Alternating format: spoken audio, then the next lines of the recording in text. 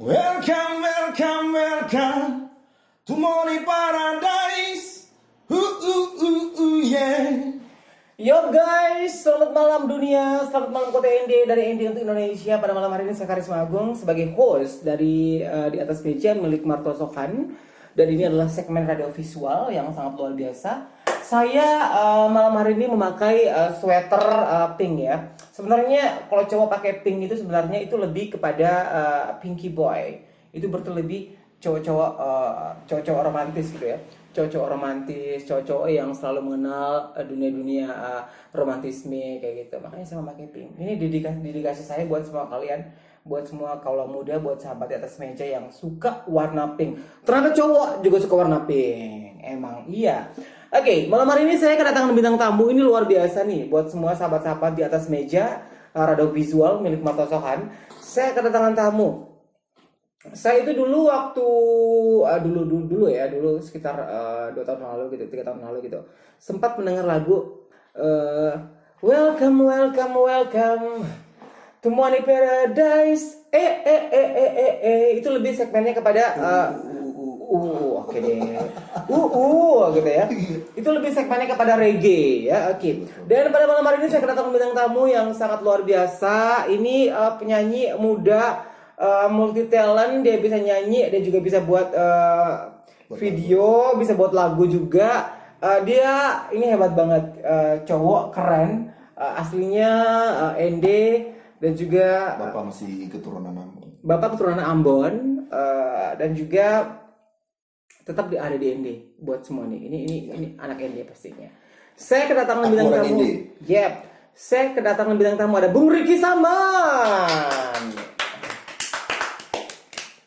Tapi sumpah, saya speechless loh sama video klip kamu, itu bagus banget sumpah. Iya. Saya lihat gaya kamu itu dulu ini anak mana sebenarnya? Saya stalking loh Instagram kamu dan juga Facebook kamu sebenarnya. Seorang karisma loh ya, bisa langsung cari-cari Facebook kamu dan juga Instagram kamu saat itu. Dalam arti harus melihat anak ini seperti anak ini kok keren. Apakah dia ND atau dia asli dari daerah lain kayak gitu. Bung Ricky Saman, kamu ceritakan dong Bung Ricky Saman, kamu itu sebenarnya awalnya merintis karir dari kapan saat itu Bung Ricky Saman? Karena kamu itu hebat banget loh video klip kamu. Kamu ceritakan dong Bung Ricky Saman. Oke, saya mau cerita nih awal karir saya. Jadi awal cerita saya terjun ke dunia musik. Pertama sekali itu saya tidak bisa apa sih buat lagu sama sekali awalnya. Jadi waktu itu ada abang satu dari kampung. Abang siapa itu? Abang Yan waktu itu. Oke. Abang saya waktu itu. Jadi dia ajak saya ke ND untuk apa tuh? Untuk ini untuk rekaman tuh. Jadi saya datang dari sana. Sudah begitu. Ini saya cerita ya. Jadi sampai di sini saya diajak untuk rekaman.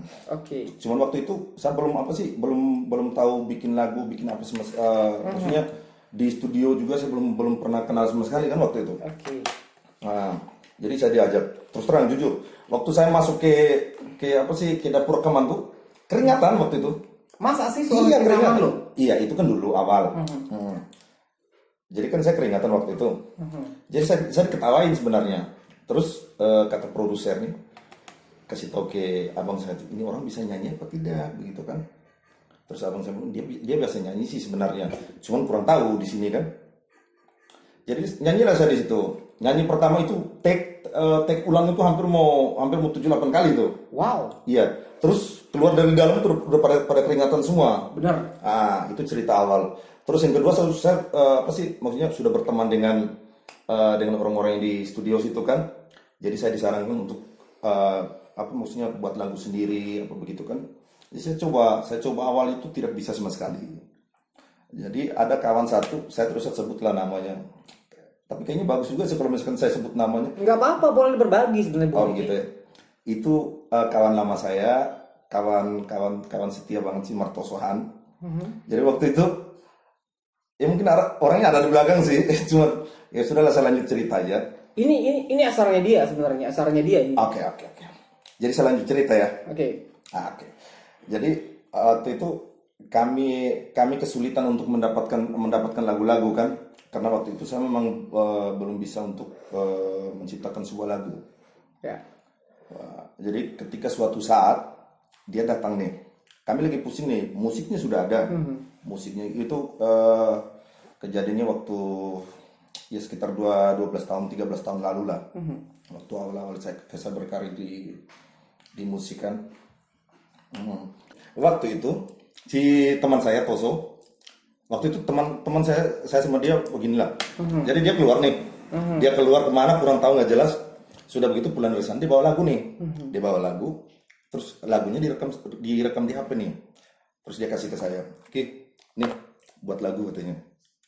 Terus saya bilang buat lagu apa? Ini sudah ada apanya semua, maksudnya tinggal kau bikin liriknya saja. Oke. Jadi itu berawal loh, itu awal mula saya bikin lagu. Jadi lagunya orang yang maksudnya ingin saya tiru. Saya tiru langsung. Jadi waktu itu kita tirunya kayak gimana? Kayak lurus-lurus terus begitu. 100%. 100% full itu kita tiru terus. Ya habis mau bagaimana? Soalnya waktu itu memang saya buta sekali untuk membuat sebuah lagu kan. Oke. Jadi kalau untuk lirik sih mungkin saya tahu, saya bisa. Jadi waktu itu kita cuman beda bikin beda judulnya sama liriknya saja.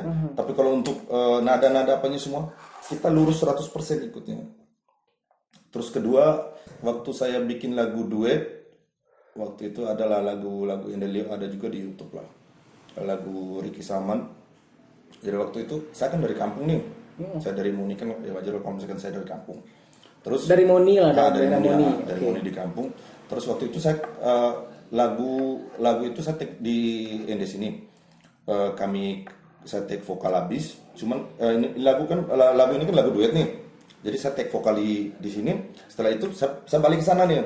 Terus produser saya telepon saya, Kiki, ini yang teman duet kamu ini kayaknya sudah punya album.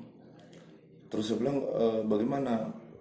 Enggak, dia maksudnya dia pertanyakan kira-kira ini kan orang kampung yang nyanyi, kira-kira kalau misalkan klip nanti orang ini berani apa tidak? Dia bilang saya begitu. Ya saya juga waktu itu kan ya maksudnya dari kampung yang belum pernah apa sih, maksudnya baru sekali waktu itulah untuk take vokal kan. Jadi sempat ragu, sempat itu juga kan, takutnya nggak bisa duet sama orang itu. Benar. Ya sudah begitu saya datang waktu itu. Jadi orang itu kasih tahu, udah kira-kira ini orang ini bisa apa tidak begitu kan, bisa apa tidak untuk bikin klip, misalnya bisa tidak untuk acting. Jadi sampai sekarang ya puji Tuhan lah, sehingga dari awal itu saya termotivasi untuk sampai sekarang ini kan. Jadi saya bisa bikin lagu, saya bisa maksudnya acting walaupun belum seberapa juga, tapi kan saya sudah bisa lah. Oke. Nah, jadi begitu. Jadi kamu ini sebenarnya kalau saya lihat dari perjalanan karir kamu atau perjaka gitu ya, perjalanan karir nih, kamu ini gayanya sangat milenial, terus gayanya sangat kekinian nih dari situ, dari awal perjalanan karir kamu. Gitu ya? Iya emang iya sebenarnya dari video-klip kamu loh, tampang kamu sekarang aja everlasting, nggak ada matinya sebenarnya. Oke, Bung Ricky, kamu sebenarnya itu terinfluence atau kamu punya sosok panutan siapa sih dalam berkarya? Tetap Dodi lah. Dodi. Iya, Dodi satu-satunya. Oh iya, kalau saya karakter kamu. Jadi itu idolanya saya waktu mulai dari kecil. Mulai dari kecil saya sudah pingin sekali, kayak gimana sih? Pingin seperti Dodi begitu. Dengan stylenya begitu, tapi saya tidak pernah tiru dia. Saya tetap seperti pribadi saya, Ricky Saman begitu. Seorang Ricky Saman nih. Tapi kalau untuk masalah idola, sampai sekarang pun juga saya tetap maksudnya untuk Dodi tetaplah selalu di hati. Selalu di hati. Oke, Bung Ricky, lagu yang awal kamu kenal Dodi itu lagu apa sebenarnya? Lagu yang bikin lagu Tapisah 1, Tapisah 2 itu semuanya ada sih, saya tahu semua. Terus Ila Fadila. Jadi kamu seorang Ricky Saman itu mengidolakan seorang Hanya Dodi. Yeah. Oke, jadi buat kalian semua nih sahabat di atas meja, pada malam hari ini saya wawancara khusus ya bareng Ricky Saman. Saya curi waktunya ini luar biasa banget, dia ini sibuk. Dari tim manajemen ini harus telepon dan juga WA beliau ini butuh waktu yang cukup lama karena waktunya ini sebenarnya sibuk sekali. Oke, Bung Riki, kamu itu sebenarnya awal saya lihat karir kamu ketika di YouTube ya. Kamu pernah duet bareng satu penyanyi lokal ND saat itu. Iya, waktu itu. Jadi ini ada satu Saat teman. kamu masih pakai celana komprang. Iya betul. Iya. Celana komprang sudah begitu baju basket waktu Baju basket itu oldies banget sebenarnya. Iya. Sudah begitu waktu take vokalnya, waktu pengambilan klip itu masih kelaparan mati minta ampun. Sudah begitu siang-siang bolong kan. Oke. Ya tapi gimana sih? Namanya kita pingin jadi apa sih? Jadi kayak maksudnya bisa nyanyi begitu kan, bisa punya album. Ya udah apapun juga kita saya jalani lah. Nah, saat itu 13 tahun lamanya loh, 11 tahun, 13 tahun karena saya lihat di dari riwayat YouTube itu ada 13 tahun, ada 11 tahun saya melihat untuk YouTube-mu itu. Itu ada kendala nggak sih saat itu? Dari kostum atau mungkin dari properti, dari kacamata yang kalian kenakan atau dari barang-barang lainnya itu seperti apa? Ada tantangan nggak atau ada ini Iya. kisah nggak saat itu? Agak kesepam. Jadi begini. Jadi waktu itu kan untuk masalah properti, masalah pakaian, bahkan sepatu, kacamata loh. Jadi kita kan dulu kan masih album nih. Album kan kalau misalkan dalam satu album kan harus kalau dulu kan seperti kayak apa sih 10 lagu atau 9 lagu begitu kan. Jadi kami ada berapa penyanyi nih, ada Septoman yang paling gokil itu si Ogen. Si Ogen iya. Namanya Ogen. Jadi kami gini. Ogen yang pernah ikutan Liga Dangdut Indosiar saat itu ya? Iya, betul. Oke. Saya sempat dengar sih waktu itu. Kalau misalkan dia sempat ikut di apa tuh? Audisi apa tuh? Audisi Liga Dangdut Indosiar. Oke. Jadi waktu itu. Jadi ini saya mau cerita sedikit. Jadi waktu itu kami punya kacamata cuma satu, kacamata cuma satu, topi cuma satu nih. Jadi gimana caranya? Maksudnya apa sih biar kami bisa memaksimalkan semua lagu itu kami bisa tampilkan dengan bagus dengan itu tuh. Jadi kami kan mesti pakai topi, mesti pakai sweater yang sama begitu. Karena memang keadaan kami waktu itu memang gimana sih? Kayaknya memang susah sekali waktu itu ya.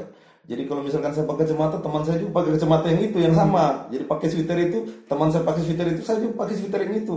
Jadi ganti-gantian ya ceritanya. Jadi ganti-gantian. itu gimana? Itu bingung banget sebenarnya. Itu susah sebenarnya. Kalian harus ganti kacamata ini di scene selanjutnya. Ya emang karena waktu itu memang kami susah sekali. Kami kan dipanggil sudah begitu kan. Pendapatan kami waktu itu kan tergantung dari penjualan kaset juga. Jadi kalau misalkan kasetnya laris, ya kami bisa dapat uang. Tapi kalau misalkan pendapatan kami kaset kami tidak, maksudnya tidak tidak laku atau begitu ya, kami begitu juga. Jadi untuk masalah pendapatan kami waktu itu cuma sedikit. Jadi kami mau beli segala macam peralatan segala macam properti itu agak setengah mati gitu. Oke. Jadi saya mau tahu dong untuk awal diri kamu ini untuk berkarya itu kamu punya modal yang pasti dari nol ya. Iya betul. Itu jatuh bangunnya saya pengen tahu jatuh bangunnya. Kamu harus warawiri kemana saat itu? Jadi yang tahu persis saya waktu itu karir saya waktu itu yang sampai saat ini ya. Cuman kami sudah berpisah sudah hampir mau 13 tahun lah. Wow. Ada itu Ogen itu sama Toso. Toso cuman karena ini malam saya bisa ketemu sama dia kan. Jadi kami cerita banyak tadi sebelum di belakang tadi kami ada cerita banyak. Cerita banyak sudah begitu. Cuman Ogen ini yang saya susah ketemunya begitu. Ogen susah ketemu. Oke. Iya. Jadi benar nih. Jadi perjalanan karir kamu itu tidak terlepas dari dua nama besar ini, Martoso Khan dan juga ada Ogen nih. Iya, dan mereka dua nih yang tahu persis Nah, tentang saya. untuk pada malam hari ini dari manajemen kami ini sudah mencoba menghubungi si teman kamu tadi itu, sudah menghubungi si Ogen. Kami sudah mencoba untuk menghubungi dia. Dan katanya dia lagi ada acara di salah satu daerah katanya di Dangapanda, ada acara di Dangapanda. Tapi tim kami sudah mencoba. Dan tamu spesial sahabat di atas meja pada malam hari ini ada Ogen. Ini adalah salah satu penyanyi kenamaan ED juga yang sudah mengikuti ajang Liga Dangdut Indosiar yang akan berbagi soal karir seorang Ricky Saman. Saya ucapkan selamat malam dan selamat datang buat Ogen. Wow, ini luar biasa banget ya Ogen ini. Oke, Oke, ini langsung diarahkan sama propertinya. Oke, saya halo dulu dong. Nah, selamat malam Ogen. Selamat malam. Saya awal terakhir lihat kamu itu di ajang besar di Indosiar ya, di Liga Dangdut Indosiar saat itu. Dan tadi sempat kita berbincang-bincang bareng Bung Riki Sampan ini, katanya kamu awal karir itu sama dia. Seluruh alam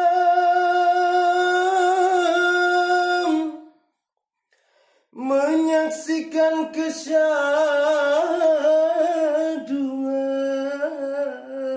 rugi pu aku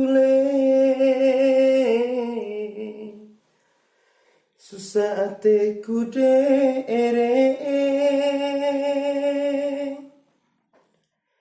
iwaharano ode imete siano kobe pikino kawatakule